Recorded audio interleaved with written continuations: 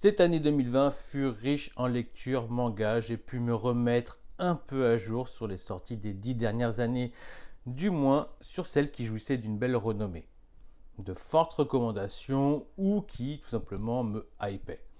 Je parle bien de mes lectures débutées cette année 2020, donc ça prend aussi en compte des licences sorties quelques années auparavant. Pour être plus clair, je vous parle de vrais coups de cœur, que ce soit à travers une série entière ou juste à travers leur premier tome que j'aurais lu.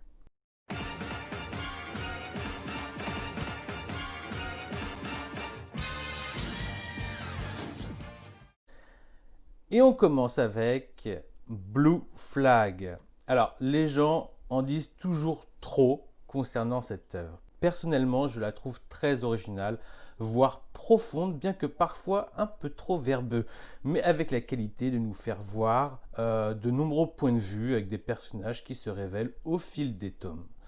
Beaucoup plus intéressant qu'on aurait cru. Alors qu'à la base, le récit démarre par un cliché de shonen romantique des plus basiques. En tout cas, je vous laisse découvrir et vous poser des questions à travers votre lecture.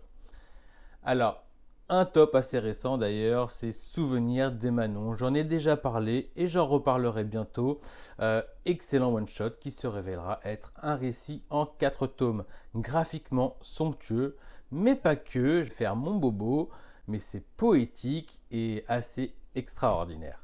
Il y a Prisonnier Riku, je ne peux pas ne pas le mettre dans mes tops, m'étant goinfré de 35 tomes en très peu de temps.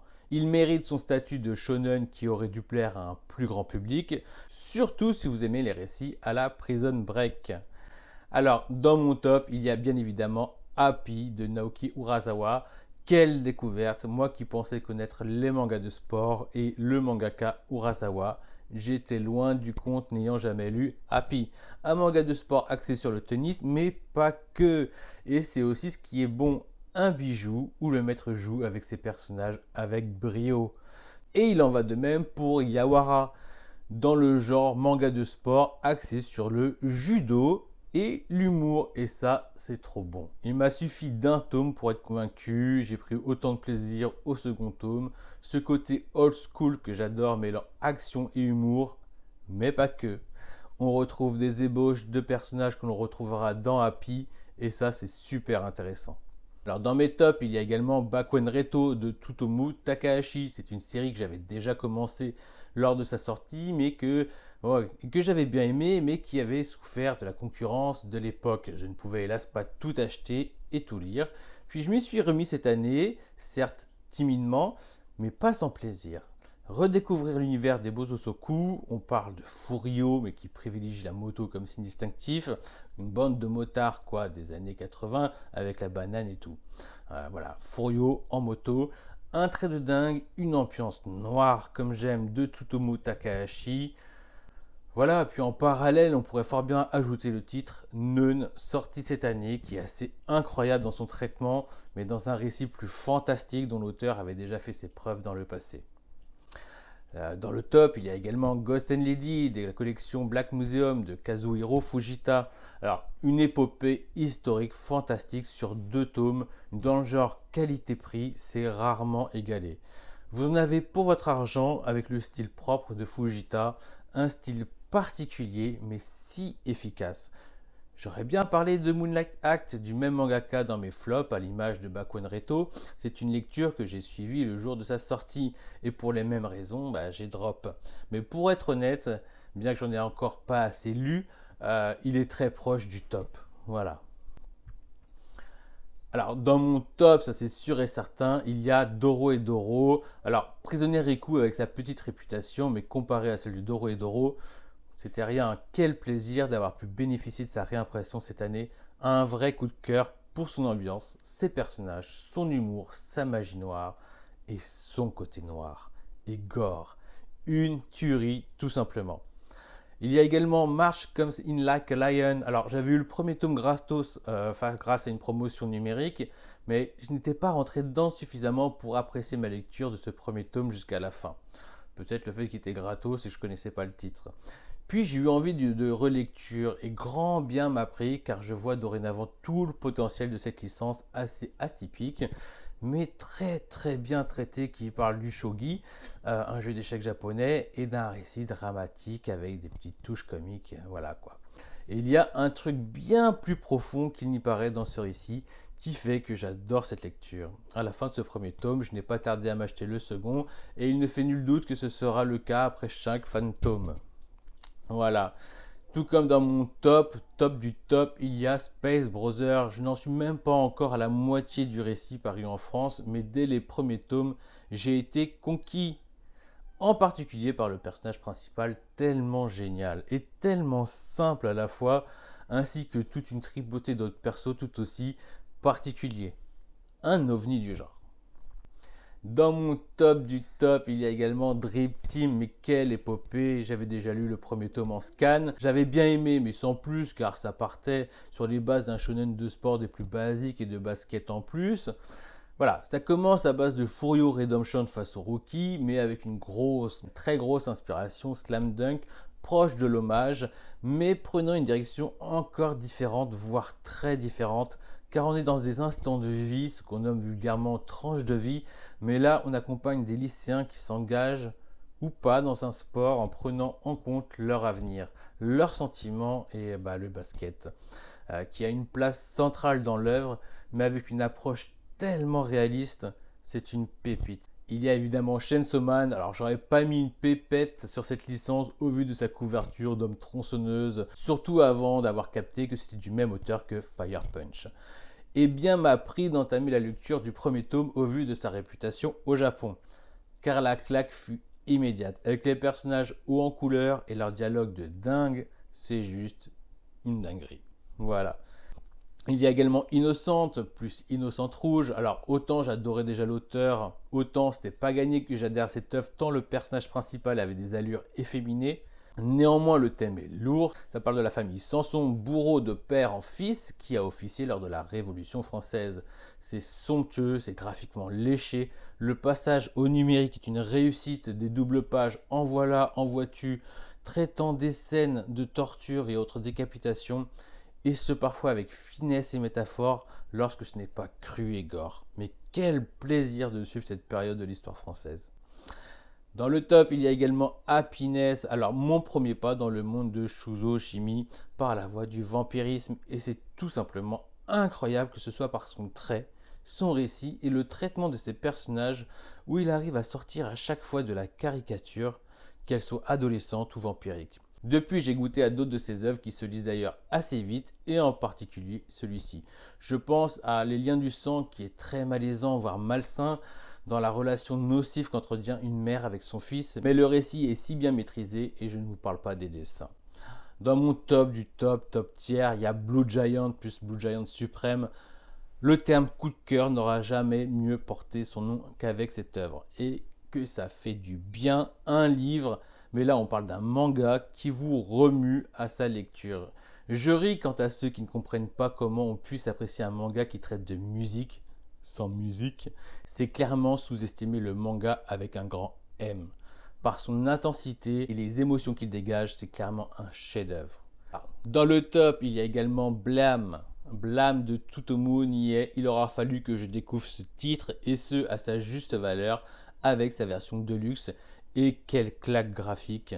Architecturalement noir et gigantesque, bourré d'action, un pur délire. Un récit sombre sur l'extinction de la race humaine.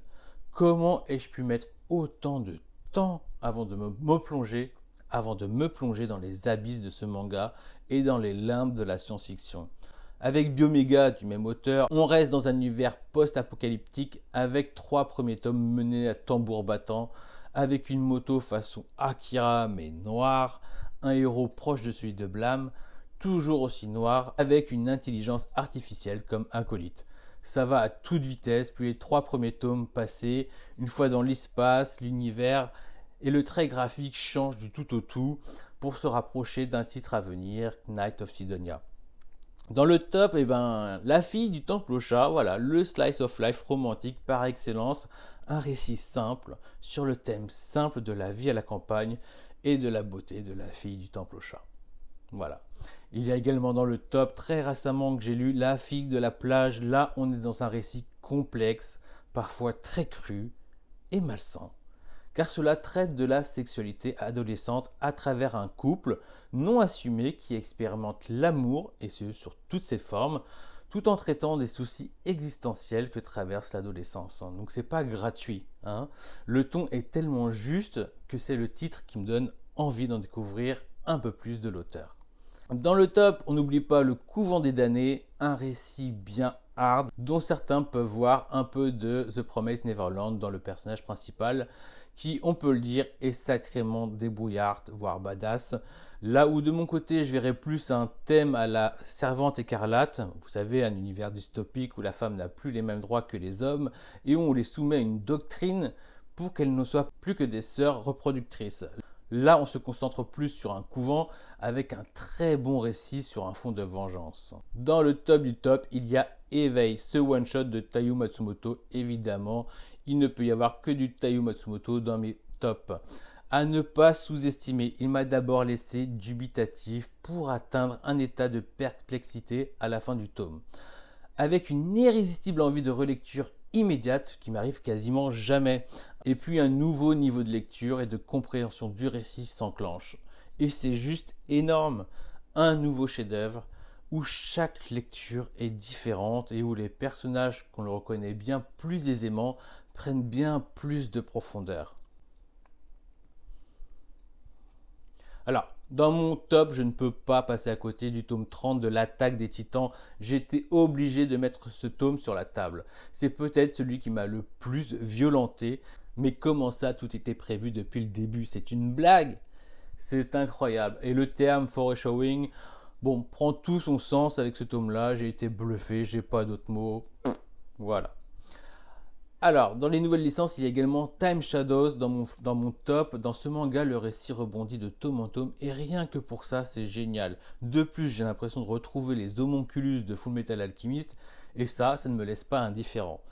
Et je crois que je n'ai encore jamais lu un manga de voyage dans le temps aussi maîtrisé. Une petite perle du genre thriller temporel. Dans mon top, il y a Une sacrée mamie. Alors, je vends la peau de la mamie avant d'avoir tout lu. J'ai acheté le second tome de suite après avoir fini le premier, mais mon expérience de lecteur était formidable. Voilà, de nouveau dans la campagne japonaise avec un petit garçon d'une famille pauvre qui va se retrouver chez sa grand-mère, tout aussi pauvre, et qui va découvrir les richesses de la vie simple. Du moins, c'est ce que j'ai perçu dans ce premier tome de la débrouillardise avec des situations amusantes et touchantes, que ce soit avec sa mamie, qui est un petit peu grippe-sous, l'air de rien, et ses nouveaux camarades de classe, ou alors avec des inconnus, dans un contexte d'un autre temps, ce qui paradoxalement est rafraîchissant. Dans mon top, il y a également A Journey Beyond Even. J'ai vraiment apprécié ce premier tome à la frontière du seinen, dans un monde post-apocalyptique où on a l'impression de suivre deux histoires en parallèle qui vont bien évidemment former un tôt ou tard. Alors, des fils sont tendus, des liens un peu comme une prophétie, là où beaucoup y voient du The Promised Neverland, et à juste titre, je vois aussi du Akira.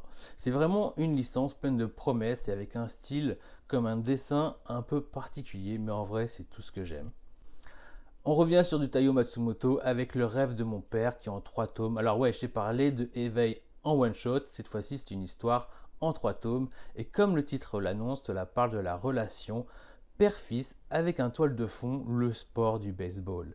Cela s'apparente à un récit de tranche de vie où l'on suit un garçon qui apprend à connaître son père malgré ses défauts. Il lui découvrira d'ailleurs des qualités insoupçonnées et on assistera à l'effet que l'un aura sur l'autre jusqu'aux dernières pages. C'est magnifique.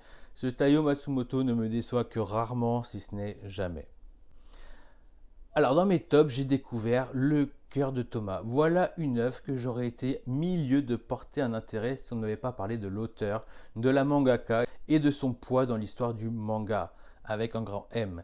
Et je parle bien évidemment de Moto Hagio. Et curiosité oblige, j'ai saisi l'opportunité de lire et je suis passé par plusieurs états à travers le style de dessin très shoujo du manga. À l'image d'un kanji, le style graphique nous fait voyager en Allemagne pour justifier différents caractères design dont le cheveu blond et bouclé et les yeux bleus, voilà, mais pas que quoi. Il y a certes le culte du beau d'une époque, mais aussi des mœurs, de l'homosensualité qui m'a d'abord décontenancé, encore une fois d'un autre temps avec une ambiance un peu, vous savez, pensionnat pour garçons. Puis cela traite d'un événement avec toutes les répercussions que cela aura pour certains personnages. On n'est pas loin d'un thriller poétique, ce qui est assez fantastique. Dans mon top, il y a Ice Core Girl de Renosuke Oshiri, une comédie romantique sur fond de rétro gaming, ou l'inverse. Voilà, pour ma part, j'adore ce côté rétro gaming.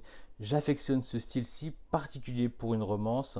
C'est un récit de passionné et ça se transmet de fou. Alors, on perçoit l'investissement personnel que le héros met à jouer sur les machines d'arcade, puis sur les consoles. Le mec, il assume, il s'en fout de l'école et des filles. Jusqu'à ce qu'une nénette fasse chanceler son monde en lui mettant une branlée sur Street Fighter 2. Depuis, je découvre avec plaisir ses autres œuvres, donc je ne peux pas passer à côté. Le personnage, voilà, il semble assez à l'aise avec l'horreur, comme le laissait présager ses dessins d'ailleurs. Je conseille fortement. Toujours dans mon top, Me and the Devil Blues. Wow, mais qui aurait cru que le mangaka de Prison School était aussi doué? Honnêtement, pas moi. Ce qui m'a clairement donné envie de redonner une seconde chance à ce dernier. Dans Devil Blues, c'est noir dans tous les sens du terme. Ça parle de musique blues sous une toile historique de blues que j'ignorais totalement d'ailleurs. C'est même fantastique, tragique et dramatique, mais aussi superbement bien dessiné. Dommage qu'au 4e tome, il ne soit pas fini. Dans mon top, je ne peux pas oublier Origine, une lecture science-fiction, SF grand public avec un dessin et une narration que j'ai trouvé très mature de Boichi, qui va à l'encontre de ce que certains aiment à dire, le préférant uniquement en dessinateur. Moi personnellement, j'ai adoré son scénario. Cette œuvre est juste époustouflante dans son style. Une série en 10 tomes que j'ai trouvé très bien menée du début à la fin, ce qui est assez jouissif comme lecture. Donc voilà, là on va passer vite fait dans un top lecture scan. Alors j'en lis vraiment très peu, mais dans ce que j'ai découvert ou m'a fait découvrir, il y a Holy Land. Alors il est rare que je parle de scan car j'en lis plus autant qu'avant, mais je me suis tout de même attardé sur une licence dont on m'a parlé lorsque je parlais des meilleurs mangas de baston. Et ce fut une véritable surprise avec ce titre ambiance fourio et baston de rue, avec l'ascension d'une chiffre molle en quête de quelque chose et qui le trouve à travers un sens inné du combat pour casser des gueules. Une œuvre puissante et percutante dont je me demande bien comment il est possible qu'elle ne soit pas encore éditée en France. J'ai commencé ma première expérience avec le webtoon avec Solo Leveling. Et on peut le dire que je n'ai pas été déçu. Et ce, malgré les couleurs un peu criardes du numérique, ce que j'ai adoré plus que tout, c'est ce format de lecture qui a adapté sa mise en page de haut en bas à un point que je ne puisse même pas imaginer que cette série puisse être éditée en format papier, car il ne rendra pas justice à cette expérience de lecture inédite. Voilà. C'est une lecture addictive d'un personnage qui évolue de combat en combat à l'image d'un jeu MMORPG, et quel kiff. Voilà, et puis je peux également vous parler de Blue Lock, encore une série que j'ai lue avec le scan, assez originale, qui mélange savamment le foot avec un survival game. Très stylisé par son graphisme et son intensité, ravi de l'annonce de Pika de l'éditer en 2021. Et on va passer au flop and drop. Alors, je répète, ce sont mes flop and drop de ce que j'ai lu en cette année 2020. Par exemple, je n'ai pas lu Samurai 8, donc je ne le mettrai pas dans mon flop.